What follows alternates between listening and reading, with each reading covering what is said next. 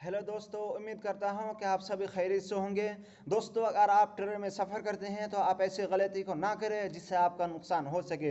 दोस्तों, अगर आपकी सीट विंडो साइड में हो या से खिड़की के बगल में हो तो और आप मोबाइल को चार्ज में लगा कर रखते हैं तो आप सोचते हैं कि हमारा मोबाइल सेफ्टी के साथ है, कोई नहीं ले सकता है।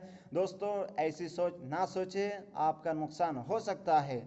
चूँकि मैंने अपनी आंखों से देखा है तो मैंने सोचा कि चलिए एक शॉर्ट वीडियो के ज़रिए से आप लोगों को बता दिया जाए।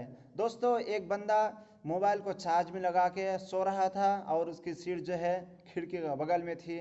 वो सो रहा था जब वो स्टेशन में ट्रेन रुकी।